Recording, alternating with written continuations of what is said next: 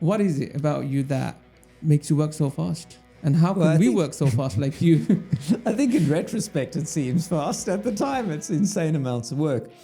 So where does your passion come from? I think taking the initiative and knowing that there's no one to support you. So this is a personal thing and goes way back. So my family, Jewish, grandfather in 1934, he realized that the Nazis were coming. So he'd essentially liquidated all of his assets and turned it into gold. He made gold belts so that they could get on a train and kind of carry their wealth with them. A lot of anxiety. I mean, exactly. What anxiety now? People talk about anxiety. I mean, this is real anxiety.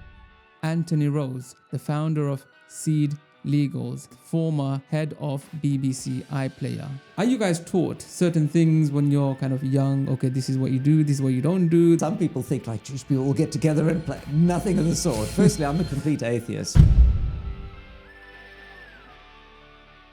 Why don't you take us back into your childhood and where you come from and how you ended up, I guess, in this country? Because I know you're not from this country. All right, so it's quite a story. I was born in Cape Town, South Africa. At school, I started getting into electronics. I love building computers, actually. In the days before computers were a thing, takes me back like Apple II days. Wow. And I had actually a robot machine for making circuit boards and a giant machine for soldering circuit boards, so-called hot belt reflow machine.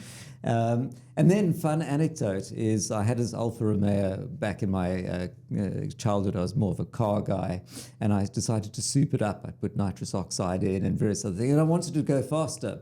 Anyway, I made a device for measuring the speed of the car so I could calculate, wrote software on the computer to calculate the drag, and so I could, optimize it to go faster.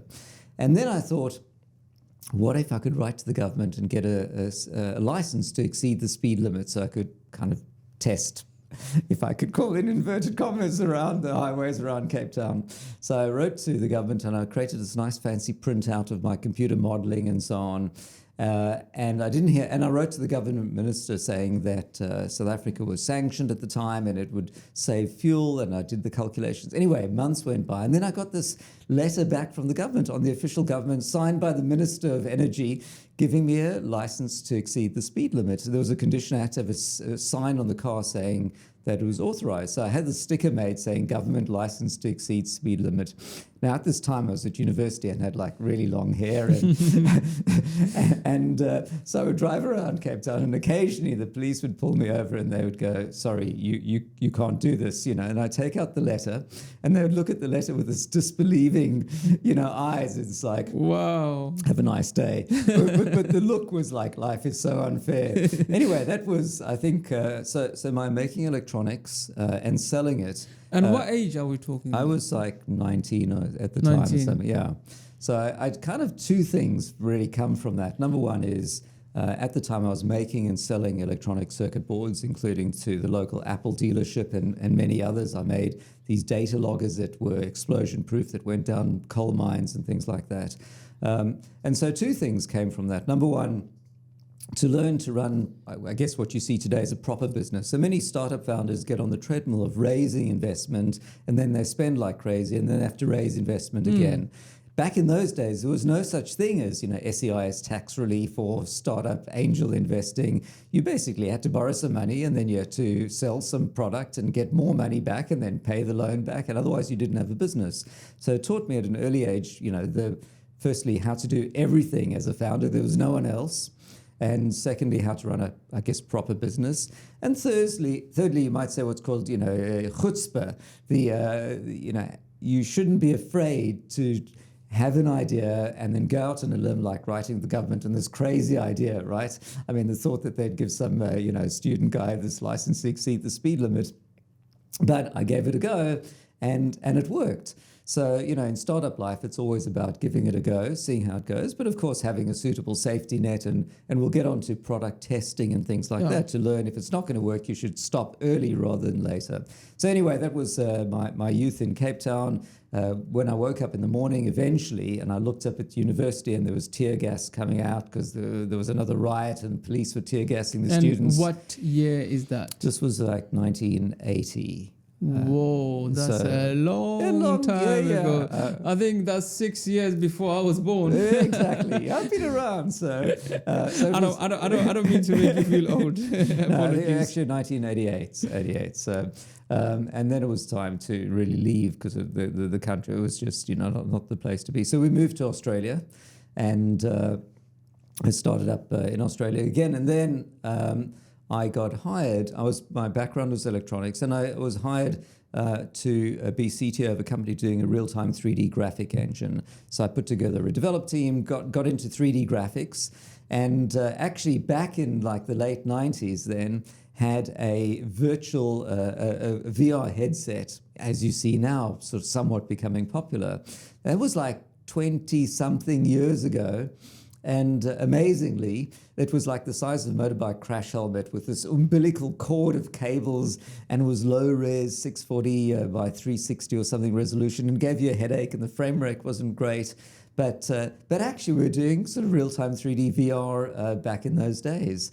So often nothing is new. And when I see VR, as a complete tangent now, when I see VR and all the talk of VR, I'm going, what has really changed? Like the graphics are better and the frame rate's better, but actually we could never come up with a really good concept for it. And I suspect it will fail again. And indeed, that seems to be the case. And even when you try one of the new headsets, maybe you still get the headache in a few moments anyway. So anyway, we digress. So I got into real-time 3D graphics, and then through one thing and another, that company morphed into joining Kazaa, the music file sharing, for those old enough to remember P2P music. And so then... Is it like LimeWire? Exactly. It was a competitor of LimeWire. I remember using LimeWire to download. Exactly. So you could download anything and share anything on the internet, and it was peer-to-peer. And that is almost like the precursor of distributed ledger. And, you talk about... DAOs and distributed things, that was all invented like 25 years ago. And so really nothing is new again, in a sense. Anyway, so I was involved with Kazaa. We built actually the first licensed music store, got sued by all the music companies. I won, the companies lost. We settled for $100 million. Wow. Licensed music, but you could never make a business model from it. And I was living in Australia at the time. And then one day I got a call from the BBC going, how would you like to join the BBC? We need someone to head up. They found you and they wanted to... Yes. So there's a guy called Eric Huggers who I had met at some conferences. He was ex-Microsoft. He was now running the digital at the BBC. He had a fantastic Rolodex of people to call. He went, I need somebody who knows media distribution, has done apps with millions of downloads. So he called me and I went, the BBC, where are the stock options? but I was, it was an exciting mission. So I flew over to sunny London, and I've been here ever since 2007. So I headed up BBC iPlayer. And the fun story is when I arrived, they had an all hands, gathering at the BBC, a few hundred people in the digital department, and they went, welcome, Anthony, heads up iPlayer. iPlayer ships on Christmas Day, which is about 3.5 months away, with a multi-million-pound ad budget. Anthony, the floor's yours. And iPlayer wasn't in a very good state at the time. So everyone thought, oh my God, this is going to be a train wreck. We're going to keep far away from Anthony. He's going to be on the next plane back to Sydney, after Christmas Day. And everyone's thinking, why launch on Christmas Day? What if the servers go down? And it was like some ad they were going to have during Doctor Who or something insane, like the most stressful thing you could possibly imagine. But anyway, it worked really well. And maybe the sort of anecdote from that is, to me, that was all about my key learning, or many, was all about having what I call a customer-driven development process. So very often what happens is, the founders or the developers sit in their office or now at home, coding stuff, and then they have a website and people go to the website, but completely divorced. You're not interacting with your customers, and you have to really interact with customers. And when your entire team interacts and sees how your customers are using your product, then it will rapidly evolve, because otherwise there are all these little things that don't work and nobody bothers checking. And it was really the same at iPlayer. So when I got there, I spent ages. I was like the last to leave the building, other than the people on late night TV, shifts. And I had to sort of time it to make the last. Did you have to fire anyone when you first kind of started? Did you kind of analyzed the situation and you realized some people had to go. Did you do that? So that's a really great point. And, so you brought in, right, you parachuted in, there's this problem to fix. And you sometimes I think, whether it be HS2 or anything else or some government IT project that's rolling on, you parachute in somebody and your first thought is, whatever's not working, I need to fire a bunch of people.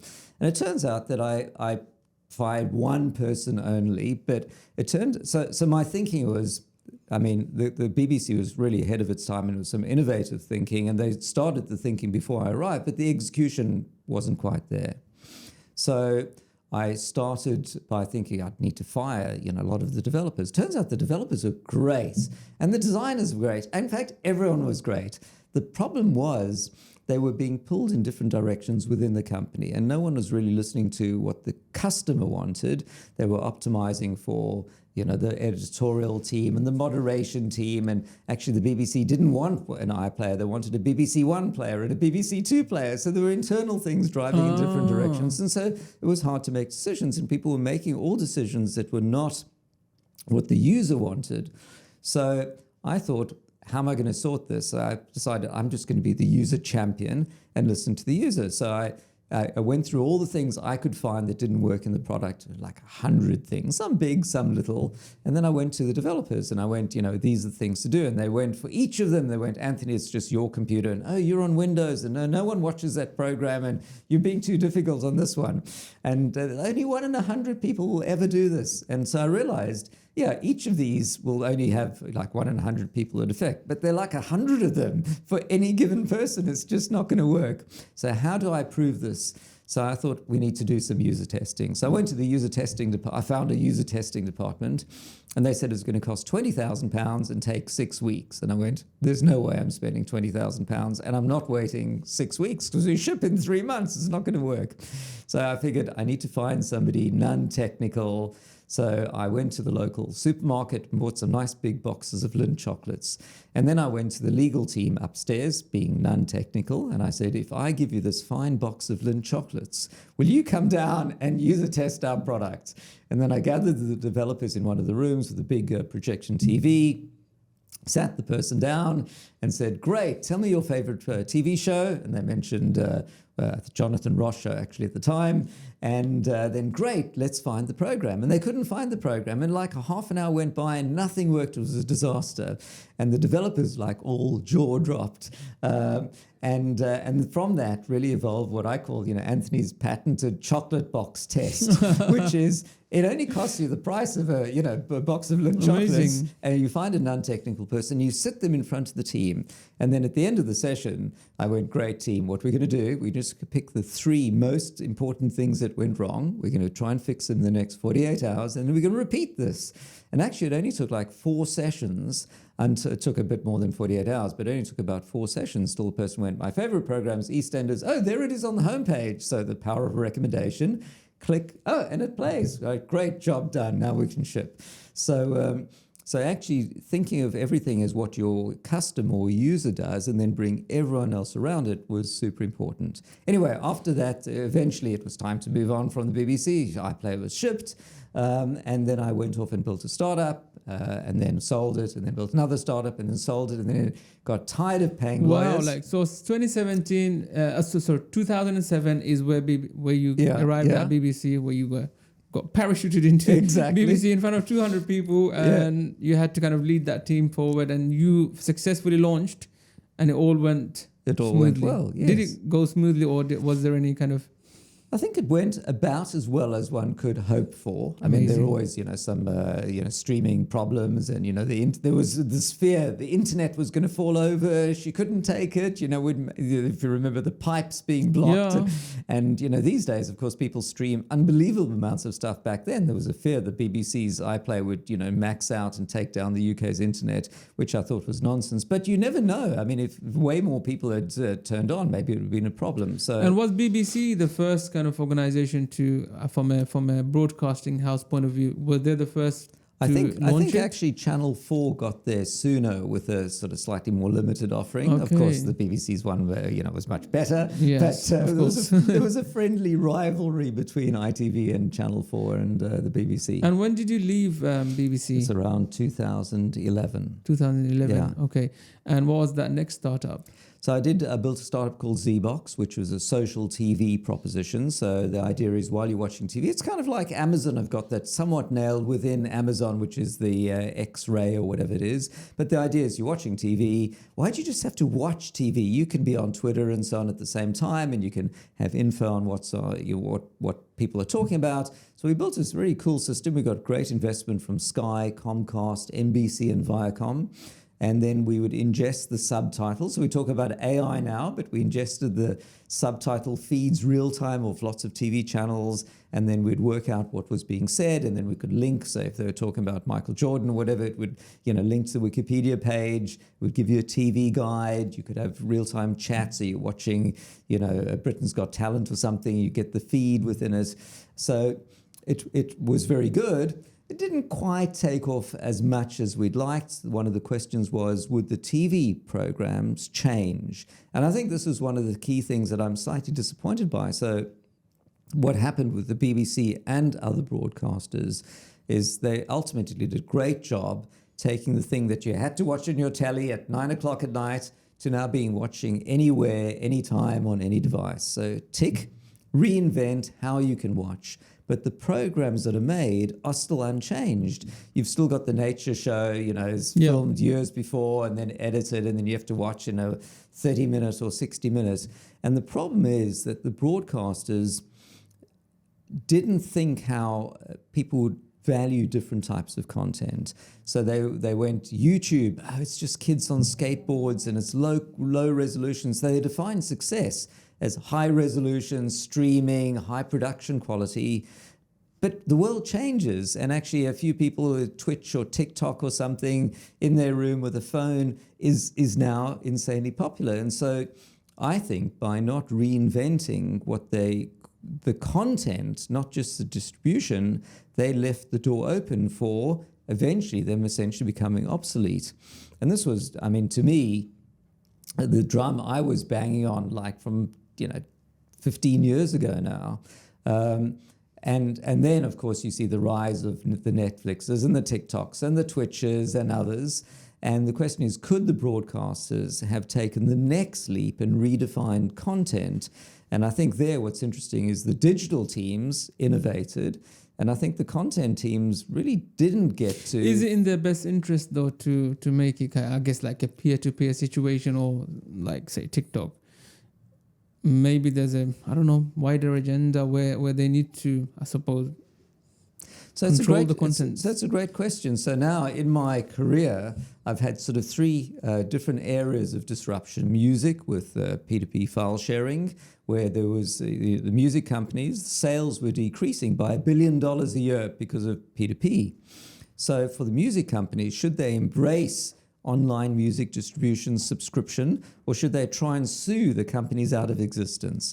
And so they spent like 15 years trying to sue them out of existence. And finally, now there's more money from subscription revenue than from physical sales revenue. No one buys a CD anymore.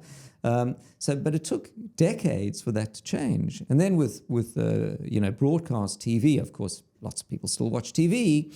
But, Amazon's video budget is like twice the BBC's entire budget, as is Netflix and others. So the broadcasters, I think, define... So the problem is, the two problems. One is an incumbent, the dominant player never wants to disrupt their own industry. So phone companies, Skype comes along. Should they reduce the phone rates? For Skype, they should just steal the business. But the phone companies should invent something new, or one day they'll be obsolete. But the second thing, I think broadcasters are filled with people who love David Attenborough program and the thing on the British Museum and the Grecian urns and things like that, which is very nice, but that's not only what the world wants. And so I think there's a cultural, and the incumbent doesn't want to eat its own business. But it seems it was easy enough to make incremental business from that. Could the BBC have created some group to make different types of content? But I think just innate in their nature, perceiving what is quality. And this is a problem, I think, for any founder, is you start a business that you think is going to disrupt and maybe disrupts. Insurance sucks, I want to reinvent insurance, or, personal mobility and scooter. And then one day you find yourself disrupted by someone else because you haven't rethought about that. Yeah. So, with SeedLegals, that's my third foray into disruption. I mean, you don't wake up in the morning. You work really fast. I mean, what it seems like, how do you do it? Is there an end goal in mind? Like, okay, I need to get to that stage within that, say, two-year period or 1 year period. Is that how you operate, or how do you work so fast? Because it seems like to you it comes very effortlessly. And we'll come to SeedLegals and how amazing this software is because I've used it myself. But what is it about you that makes you work so fast? And how can we work so fast like you? I think in retrospect it seems fast. At the time, it's insane amounts of work. It's nice that when I get asked, or you ask a founder, you're like, what is the plan? And you'd like to say, we've analyzed the market strategically and we've worked out the plan, and this is the go-to-market, and we want to exit after N years. Actually, as a reality, that all gets thrown out of the window, and it's a series of luck and opportunity and little steps that you see. So, okay, AI has come along. How should we embrace that? Should we ignore it? Blockchain has come up. NFTs have come up. Should we jump after that or not? Oh, there's a new market in this country. Should we do that or not? So I think that, and maybe it's a failure, that strategically you'd like to have the steps to get here. As a practical matter, it's like this random walk that may go in that direction or may go in that direction. But I think, to me, one of the fascinating things, if you're watching this and you're an entrepreneur, I think there are 3 roles that you need in a company, and you'll see where I'm going with this hopefully in a moment, which is the role number 1 is the domain expert, the hustler, the street smart person, the person whose idea it is. They're on a mission to solve it. So maybe you're a doctor, mother, dialysis machines, NHS, something, tag cloud of things not working, new device, and you're fixated on it. But you may have no idea how to build it, and you may not know how to run a proper company. So role number 2 is the person who's going to help ship the product, which for a software company is going to be your CTO, or it could be the product person. So the person to actually deliver it. And the third role is the Mr. or Ms. Money, the person who's going to help get it funded, raise investment, make it a proper business, work on P&L, and make it run as a business, which is your CFO or COO kind of role. So, what you should do is you should look within to see which one or more of these roles are you, and then you should find a co-founder that's going to complement those roles. So for me, I'm definitely the product guy. I love taking a product, taking an idea and turning it into a product. And it's a bit like, Survivor or something, or you're left in the middle of the desert, you've got a can of water, you've got a hat, you've got an umbrella and a pickaxe, and you have to make it to the other side or you're going to die. No, it's a bit more like Steve Jobs, because you kind of, I mean, you have a lot of resemblance in terms of your look. So Steve Jobs, and I guess certain part of Elon Musk, because Elon Musk is from South Africa as well. Yeah. So no, it's really definitely inspiring, and I'm getting inspired myself as we speak. That's very nice. Please carry on. You were saying he's got a lot more money, but I've got more hair, so I think it's reasonable. So, so the third person is the CFO or COO, and that's right. To make it a proper business. So if now you look within and you go, which one or more of these am I? And now I'm going to find a co-founder, one or more, but typically companies have typically got two founders. I mean, it sometimes is one, but there's a ton of stuff to do. So, it's very rare that you span all these roles. And so now you want to find somebody that complements you. So if you look sometimes at a startup or, look at what you love doing, for me, I'm not the accountant kind of guy. I can help raise money. The SeedLegals comes from my co-founder, Laurent Laffy, a genius ex-VC and serial angel investor. It was his idea. We met at a party. So there you see, life is all these random things. There was this party and there's this guy and he was saying that this problem space, and having, exited a couple of companies and invested in a few, I was going, actually, that's a really great idea. So for me, even though my career has been, electronics and then music and then video, social and legal, I think what's in common is there's this idea and a problem to solve. And I just love solving those problems. I mean, at the time when you were lying awake in the middle of the night going, oh my God, it's not going to work. How are we going to do it? The people aren't wanting it, whatever it might be, or I can't find the team to build it. It's not always moments of bliss, but the concept is what I very much like doing. The operation side of it is less exciting. And I guess that's why I end up with randomly different things, but the formula is kind of the same, which is, this is a problem and it needs a solution, and you don't know what the solution is, but you actually like solving that kind of thing. So, I mean, speaking to you, I can feel the energy, that you're very passionate about tech space. Where does this come from? Why are you so excited about this space? I mean, is that a thing that once you get exposed to and you just kind of fall in love with it? So, for example, for me, it's aviation. Anything to do with aviation, anything to do with planes, I love it. I love the smell of jet fuel. Like, this is me. So, where does your passion come from for I suppose, tech? It's not tech, but it's, I think, taking the initiative and knowing that there's no one to support you. So this is a personal thing and goes way back. So my family, Jewish, come from Poland originally. And my grandfather was a smart guy. And in 1934, he realized that the Nazis were coming to power and that things were not going to work. I mean, as early as 1934. So he packed up all of the family's things and moved to Belgium. And my mother was born in Belgium, and they lived there for 6 years until Belgium got attacked. But he had this plan. He thought Belgium might get attacked. And at the time, Europe was shutting down on refugees unless you have some money. So he'd essentially liquidated all of his assets and turned it into gold. And in the days before metal detectors, the family, he made gold belts so that they could get on a train and kind of carry their wealth with them. And so when the Germans attacked Belgium, they fled to France. And then not many weeks later, the Germans attacked France and they fled to Portugal. And then Portugal was at risk of going fascist, so they could potentially wait to get a boat to the US, which was very dangerous, and but they moved to the Belgian Congo. So there was this, white people from Poland now in Belgian Congo, where they stayed the rest of the war and then moved to South Africa. And in the Belgian Congo, he needed to make a living. So he kind of invented a weaving machine, a jacquard. He didn't invent it, but he built one from pretty much nothing. And so to me, the inspiration was always, there's no one there to support you. You have to make your own way. If you don't, you're dead. And you need to think about how the world's going to move. And there's nothing that you can't do if you set your mind to it. And, the fact that the family and I wouldn't have been around had he not gotten on the train with gold and managed to bribe his way into the next country and so on. So, often I see people, particularly people born in a country, they think the country is going to support them and, they're going to get benefits and so on. But to me, I think, it's nice and it's fantastic that should be the case, but you can't rely on it and you have to make your own way. And to me, it's always that inspiration, I think, of my grandfather.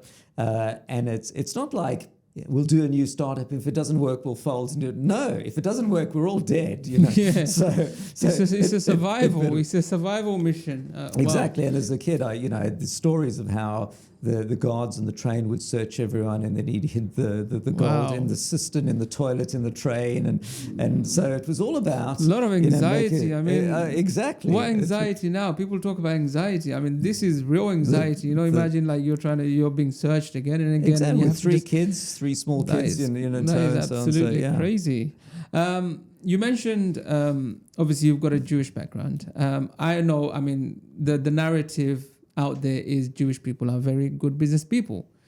Are you guys taught certain things when you're kind of young? Okay, this is what you do, this is what you don't do. These are the kind of certain principles and disciplines, or how does it go?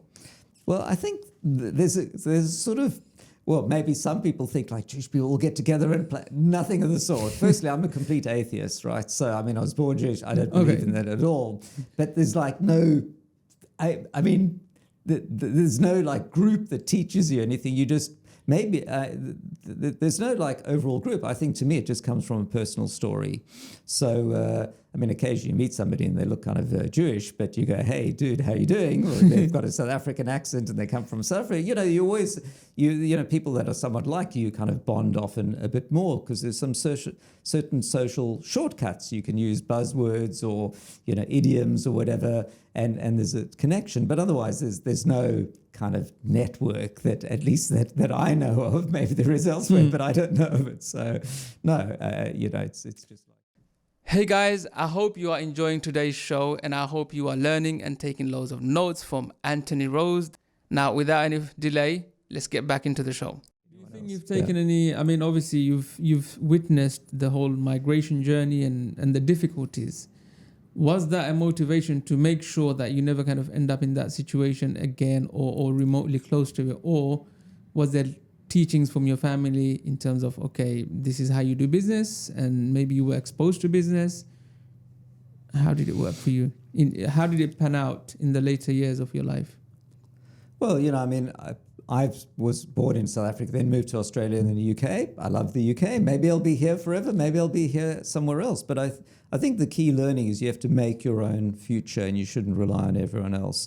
I think the other really interesting thing is that, you know, the way you interact with people, whether it's your family or your friends or your customers or your colleagues in your business, when you look around, you have certain ways of working. You know, you might be up at certain hours, you might have a certain tone of voice with people, you might rely on people to do certain things, there's certain office politics, and you're never sure whether it's you or it's them that have led to that.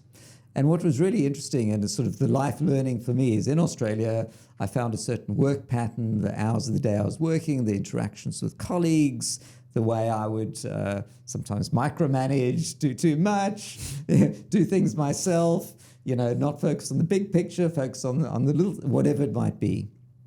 And that was a startup in Sydney. And then I moved to the UK, to the BBC, public broadcaster, other side of the world, completely different space. And you know what? After 6 months, I found exactly the same transactional behavior with colleagues and so on, and work patterns. And so at that point, that was like the revelation. Dude, that's me. So that's never going to change, I guess, unless you have to reinvent yourself as you become a CEO and so on. But I think when you change all the variables and the outcome's the same, then that's a really good introspection moment. And then you can see, are these things good or bad? And regardless, will they really ever change? Or are you kind of, in a sense, sentenced to be the same again? And so perhaps with the different startups, I see that, you know, the circumstances are different, the industry is different, but the way you interact is the same. And I think that comes from ultimately the things that you love doing. You know, for me, I guess I'm very transactional focused. So to me, I will try and get through as many little things in a day to close them all. You know, having things still open at the end of the day really bugs me. But the problem, do you write them down, or do you use any particular software or no, apps? it's basically called email and Slack, and just trying to get through them all each day. But the problem is, and I don't say this as an advantage, it's a failure, is that I optimize, I suppose, for getting through all the little things, as a result of which I really don't get to the big things that I really want to do. I should lie down on the couch and talk about it, and someone will write in and go, this is the solution. My business partner, on the other hand, is exactly the opposite. He will happily ignore hundreds of emails and focus on, you know, the big strategic plan and so on. So in a sense, we complement each other nicely. I just wish that I could focus on the big things, but maybe that just, I mean, I should be able to, but I guess don't this is your function, isn't it? I guess on that same subject, did you have to ever hire a CEO where you had to kind of just be hands off, and how did it feel? Because I feel like when I'm doing a business, I'm more of the startup guy, you know, maybe 0 to 5 years. Yeah. And then my time kind of becomes a bit stagnant, and then I have to move on to something else and hand it over to a proper, I guess, executive who will take the company forward. How does it work for you? Well, I'm that CEO at the moment. The question is, you know, maybe that should change at some point.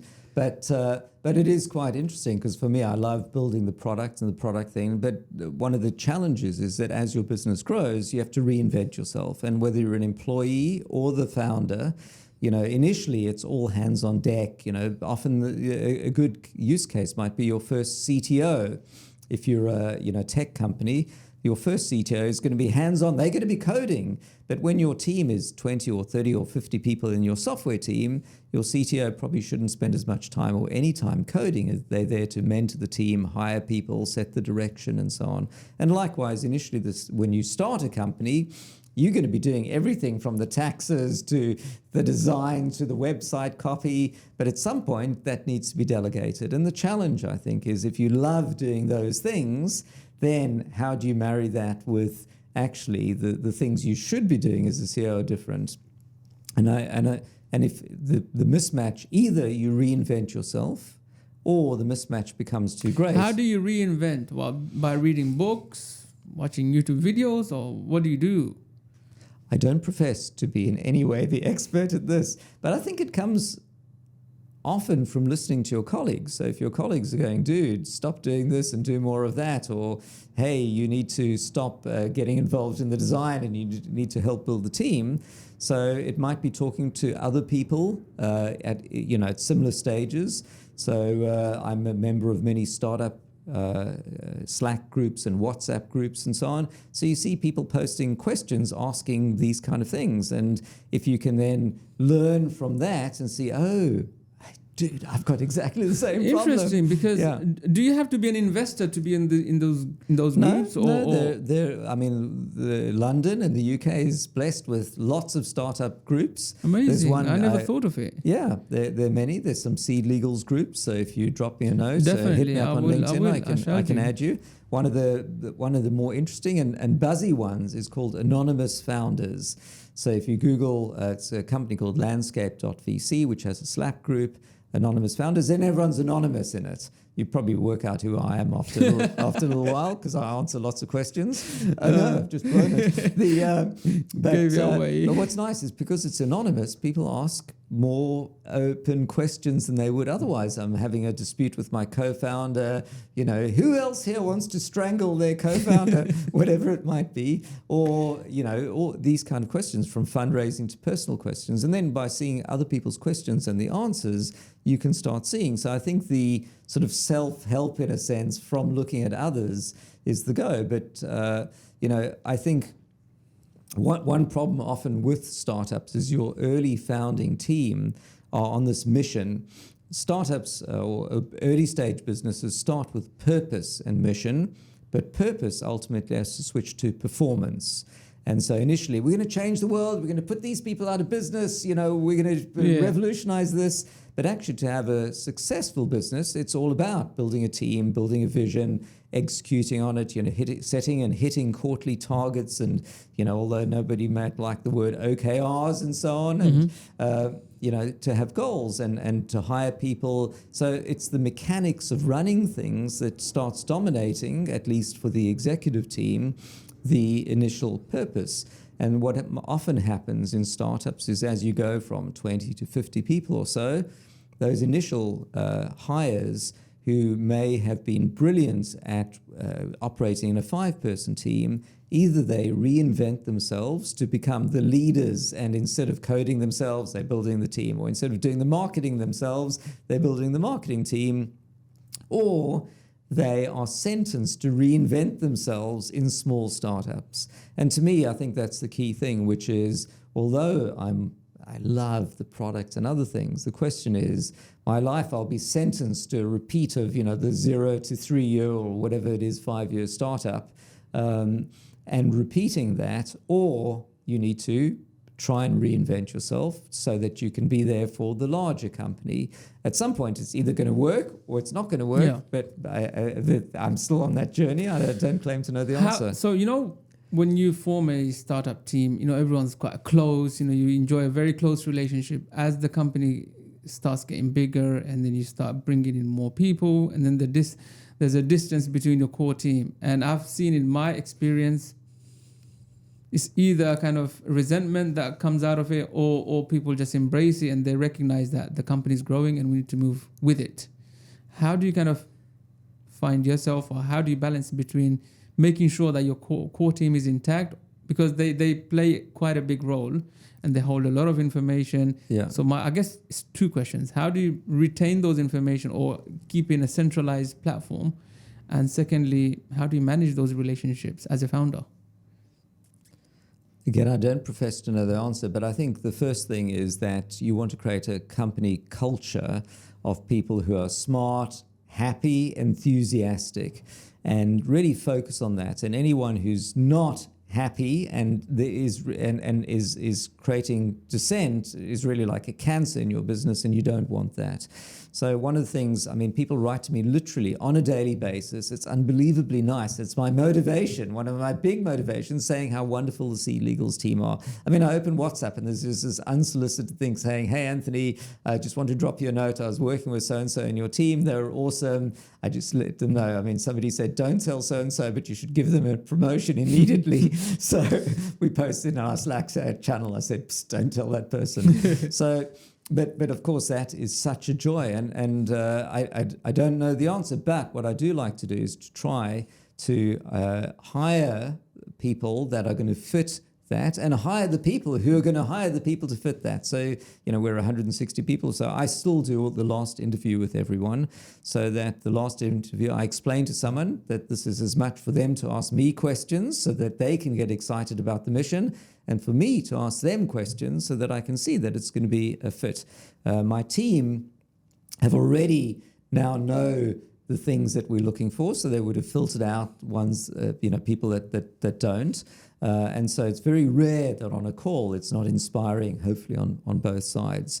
And then the question is, and I think to the heart of your question, when the problem is when the team is 5 or 10 or 20 people, the founders interact with all of them on a daily basis. But at some point that is no longer the case.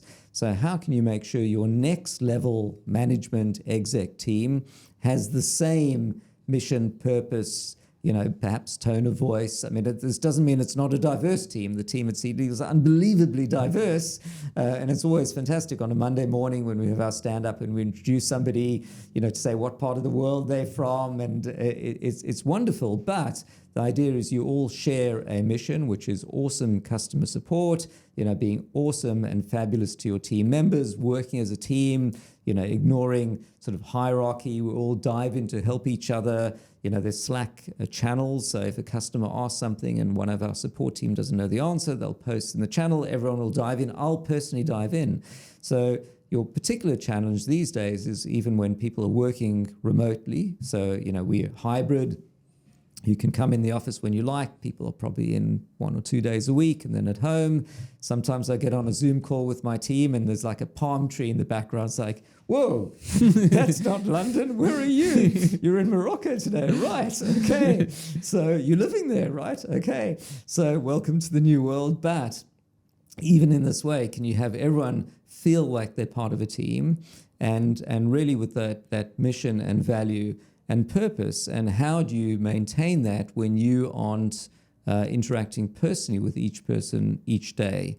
And so at SeedLegals, actually, the week before last, we had a mission and purpose party where the team had gotten together and created a new mission and purpose and so on. We presented all hands, and then we had some beers and things like that. So, you have to work hard at these things. Some come naturally to some people. Some of them are a bit more effort to go to. But I think putting that effort in is ultimately worthwhile to get that team. Amazing. So I guess mission is, that simplified mission is what kind of drives everything towards one direction. And I guess if they believe in it, then there should be lesser problems. I think that, you always have something to then measure against and to point towards. and to see if it's not working, then you can understand potentially why, or that is not working. So in our case, SeedLegals is about promoting entrepreneurship and helping founders build their businesses. The word revenue didn't come in there separately. Of course, we also have to be a proper business. Otherwise, we'd just be 10 people. If you're not making revenue, then you don't have a business. So there has to be a revenue component as well. But the purpose and each transaction should be to help the customer do something, and of course do it in a way that is empowering for you and for your team members, and so you enjoy life as well.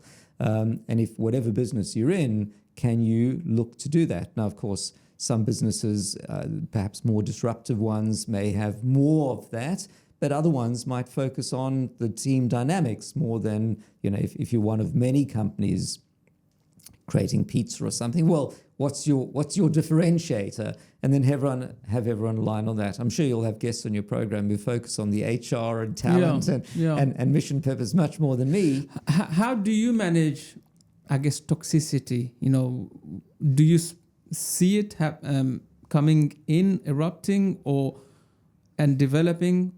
And how do you deal with it? Because the way I see it, for a happy work environment, it takes, I guess, both parties. The employees also have to kind of play a role in that happy environment. They can't just expect the company or the founder to just make sure that they are happy and they don't do their part. It's a good question. And I think, I'm sort of blessed at SeedLegals that we've got a happy team. In any team, there are always things that don't work, right? Sometimes the person's aspirations don't match what the company wants. Sometimes this person doesn't get on with this person. Sometimes the person wants a promotion and it's just not available, whatever it might be. In my career, there have been other cases where it's been less good. At the BBC, the BBC is filled with people who you join the BBC not for the stock options, but because you see, public service broadcasting and value and so on. But people have got lots of different individual goals that might not align. So in any company, you might have that. And so how do you deal with it? And again, that HR type is not my specialty or expertise at all. But I would say broadly, number one, you discover quickly as a leader that people follow the cues that you're giving. So you have to be chirpy, optimistic, forward-looking at all times, which is often difficult. If business is great, that's easy to do.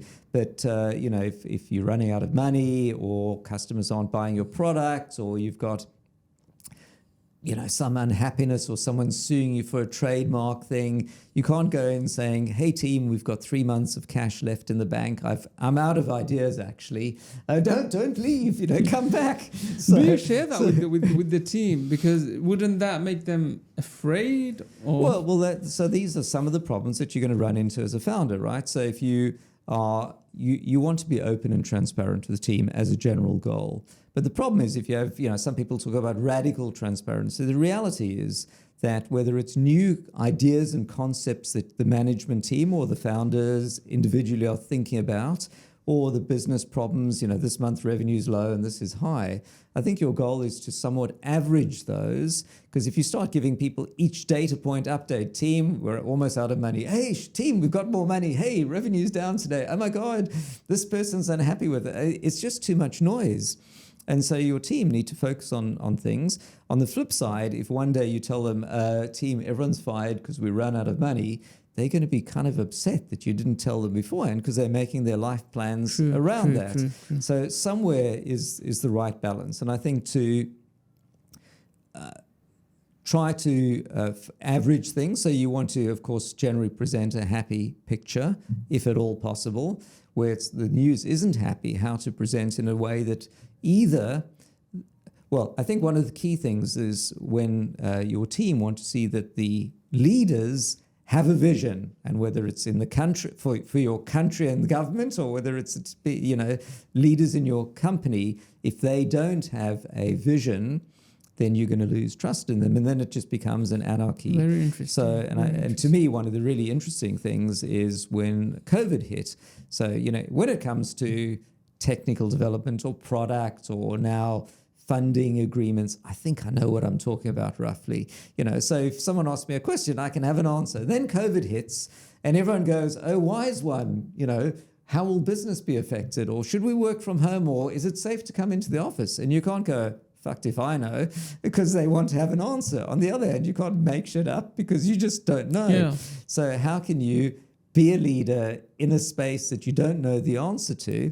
And I looked, at the government at the time and how they're doing, and some bits well, some bits less well, but then you look to yourself. And I think that's really that's where you discover stuff about yourself, because you're in this unknown space. And can you, it's not put on a good show, because that's just wrong, that's kind of false, but can you show that leadership in a space where you don't know the answer, and show people that you don't know the answer, but they should still trust and follow you, because even if you don't, either they're going to trust that you will get there when you get enough data, or you're going to involve them collaboratively to have the answer. So you might say, team, I have no idea whether hybrid work, remote work is the go. We're going to do the following, which is, for now, you can come into the office if you want, and if you don't want to come into the office, you don't want. We're going to give it a month, and we'll see what percentage of people come into the office. And if everyone comes into the office, we may go back to, you all need to be in the office. And if no one comes into the office, well, that was it. And if half the team come into the office, great. I'm not going to get a bigger office. Maybe I'll get a smaller one, and we'll work around that. So maybe you take a data-driven approach. It's going to vary. But SeedLegals, you're not a lawyer. No. Or anything. No. But it is a platform that helps with legal agreements, Yes. legal contracts. I know because I've used it for SCIS, Yes. advanced assurance, Yes. where the HMRC has to give the checks out. I've used your platform for that. It was super easy, amazing. And since then, excuse me for this, I do sign up to free trials, when I need one agreement here or there. Apologies for that, but I will sign up to a full one because I recently registered again. But it's an amazing platform, and it makes everything so easy. How did you go through all this information and just simplify it? So that's a great point. And, some people might be horrified to go, Anthony's giving out all this advice and he's not a lawyer. I hire lawyers. We have lawyers on our team so that everything's backed up by lawyers. But I think one of the fascinating things is I've learned that being an outsider to an industry is much better than being an insider. So many legal tech companies are created by lawyers. And they're disaffected lawyers who leave a law firm and they want to improve efficiencies for law firm. I'm not a lawyer, and my business partner, my co-founder, is not a lawyer. He's a VC, an investor. So in my case, having built, sold, invested in a few companies, I'd seen the challenges and the costs of the legals, and on his side as an investor, he'd seen companies do this. So we thought, how can we change it? And here, I think what's really interesting is whenever you want to disrupt a business, starting with people who are not in that industry is, I think, much better than starting with people who are in the industry. So, and nothing to knock lawyers, but if you talk to a lawyer, the solution is a pile of papers and legal contracts. And they think that is success. And they'll give you 12 reasons why, 12 things you might do and the risks associated with it. But you just want one thing, someone to tell you one thing you should do and to make it super easy. So my formula really with SeedLegals is to try and think, what is the actual solution that you're looking for? And the actual solution is not a pile of legal papers. That is a tiny part of the solution. The solution is a nice interface, team that you can ping that will answer your question for free on web chat, a pricing model that lets you start for free or very small, unlimited help and support, articles that say what to do, data to show you what's market standard, and then, of course, something to create the legals. But what's really interesting is, and I think this is where, as a general thing, nothing to do with legals, it's the reinventing what success is and what the real solution is that will change the world. And if you can embrace that part, then that gives you the advantage. So, for example, my favorite, I think, example on SeedLegals is something called a seed fast. So once upon a time, everyone thought, I have to do a funding round. A funding round is like getting a lot of investors together to leave on the bus at the same time. I want to raise £1 million. Okay, great. That's like 12 investors. I have to corral them together, get a term sheet, agree the valuation. Months go by, but you didn't literally need £1 million Today, if you had £100,000, now obviously if you're building an airline, it's a bit different. But if you're building an app, you just like, I need enough money to hire like one designer and then one developer to get to the next step. So reinventing the concept of fundraising, that it's not about doing this monster, funding round with everyone together. It's raising opportunistically. You put a LinkedIn post about what the cool thing you're doing, and somebody writes to you and goes, hey, that's great. Can I invest $5,000, for my SEIS tax deduction or something? And instead of going, come back in 5 months' time when I do a funding round, you can go, yes, let me send you a document. I can relate to that because, my God, this whole one pager and term sheet and this and that. And then I discovered right at the end, SeedLegals. But I guess I wish I discovered it earlier. Well, that's very kind. But the goal for me is that the solution you're looking for is not the legal agreement, it's the knowledge that there's something you can do, an easy way of doing it, and then the reduction in the complexity of the legal documents to a few questions. Hey, how much do you want to invest? What's valuation? Great, you get a discount for coming in sooner. There are some other things, and then you productize it. And the productizing and coming up with a brand name and so on. And then people go around going, hey, would you like a seed fast? And now everyone just talks about, would you like a seed fast? Behind the scenes, there's a ton of legal product developments and the great sort of documents created. But at the front end, as far as the customer and the investor is concerned, it's reduced to a simplified procedure. Now, going back to what we were talking about earlier, one of the fears as a founder is, will you be out-disrupted by somebody else? So, the goal is never to disrupt some other industry. I mean, sometimes, TransferWise, has on the tube stations, your bank is screwing you, on Forex. They took a very disruptive approach. But often, I think the goal is just to create a really great solution. You might partner with the people whose businesses you're changing or taking business away from and get them to use your platform as well. But, providing that great solution and thinking what the user wants and then building that, I think is really important. Wow. Now, I'm going to end this episode with, I guess, a couple of quick questions. Was there any time in your journey as an entrepreneur where you kind of almost gave in because of the enormous difficulties? It could be COVID, it could be, running out of funding, maybe give us a bit of insight in terms of the challenges that you faced. That's a really great question. I think your challenges probably fall into three groups. Maybe one of them is team, growth and product. So, sometimes teams go well, sometimes they don't go well. I haven't had terrific problems on that of my career. The product and the tech is a lot of work, but usually it proceeds it takes longer than you want and things, break and fall over. But the tech is, you think it's going to be your biggest problem, but in retrospect, it's not your biggest problem. It's work, but work that reliably ultimately gets done. The biggest problem is having customers want what you've got. And to me, this is the thing I see is going to be the failure of most startups. It is not going to be the tech. It's going to be what might be called product market fit. It's your thought is build it and they will come. And the problem is you build it and they don't come. And then the problem you've got is you don't know what to do next to get your customers. So imagine that you create some business, you create a website, you've got an app that does something, and you've got few people. If you know that adding these 5 features would suddenly make the app take off, that's fantastic. You just add the 5 features. You might struggle to raise investment and it may take ages to do, but at least you've got a plan.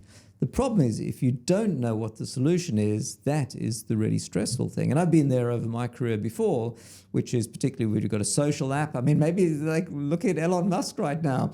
I want traffic to take off. What am I going to do? Well, I'm going to rename the app. Okay, useless. I'm going to add this feature, useless. There's like random shit that's being done without seemingly a plan. Now, it could be this amazing disruptive new thing, or it could be a new product owner without really a plan going, I'm just going to change these things, or running around like hitting the crocodile heads or whatever it is, whack-a-mole.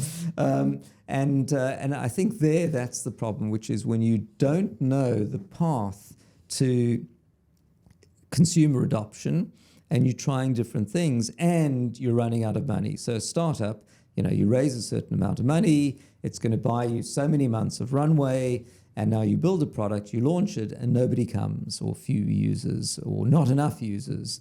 And now you and the team are going, what do we do next? And your team look at you and go, oh, wise one, what to do next? You can't go, fucked if I know, because they're all going to leave. You have to show some leadership. And sometimes you might go, okay, great, we're going to do this feature, we're going to do this feature. But if you're just making stuff up and you don't know that's the answer, then everyone's going to follow you for the first two features, realize that those features aren't going to be used, and then stop looking to you as respected, leader of ideas. You could go, team, I'm out of ideas. What are your ideas? And the team might go, that was liberating. Or they might go, oh my God, we've lost our vision. So to me, the most stressful thing in startup land is where you don't know what the answer is. You don't know the path to get there. How do you firstly work out a plan, bring the team with you to do that, to test it? And here you might think, I can spend 2 weeks adding another feature. So I can reliably do that. And I've got, let's say, 20 weeks of cash left. So I can do that a few times before I run out of money. Or I can take a big bet and pivot and go, okay, great, it's not this type of app, it's this type of app. But then you may only roll the dice once before you're out of money. Yeah. And these are the problems, because the most stressful things in life, I think, are not the ones where it's hard work and you know what to do. It's where you don't know what to do, but as the founder, the weight of the world is sitting on your shoulders. I mean, people have given up their day jobs, investors gave you money, you didn't take a proper job to do this yourself. You persuaded your family, wife, whatever it is, husband, to let you embark on your journey. And now you're quite stressed because it's not working and you don't know the path to get there. So, and I don't claim to know the answer, obviously, but I think a lot of it is to find the right level of engagement with the team without scaring them off that you have no idea what you're doing, but engage them so collectively it's more than one brain and not just one brain. And also, if things don't work, it's not like we've listened to the wise one 5 times and actually the wise one is not so wise. It's we had a think group and we came up with an answer and actually it wasn't right. So what have we learned from this to come up with a better answer? Amazing. So last question. What is that one advice that you might have received throughout your, life that you would, share with us or with me? I don't know if any one thing jumps to mind. I think it would probably be about, as a leader in a company, reinventing yourself. Because I don't claim it's my strong point. I still spend way too much time on product and writing user copy and tone of voice and so on. And I'm probably less on the strategic vision and team building. So I think it would have to be about that. And it reminds me actually of an investor in my previous startup who was CEO of large companies, ran teams with thousands of people in the team. And, one day he said to me, Anthony, I know nothing about any of our products. What I know is how to create a great team, and they know all about our products. And it seemed like really weird. Like, how can the CEO, he was obviously being slightly facetious, but his goal, he made clear, was not to know about the product, but to hire people who did. And I think for me, that's still the journey, which is I still get way too involved in the minutiae. And I am never sure whether that's a really good or really bad thing. I think it's an awesome thing in some cases, but not scalable. And so for me, the lie down on the couch, that's the bit that I probably need to listen to more ongoing as well. Amazing. Anthony Rose, or shall I say Steve Jobs. Thank you very much for sharing your much valuable time from your incredibly busy diary. And I hope we can continue this discussion offline, of course, and see you again soon. Thank you so much. This has been a lot of fun. Thank you. And, thank you. All right. And that's it for now. And I hope to see you on our next episode with another incredible guest. Until then, don't forget to subscribe to the channel and see you next time.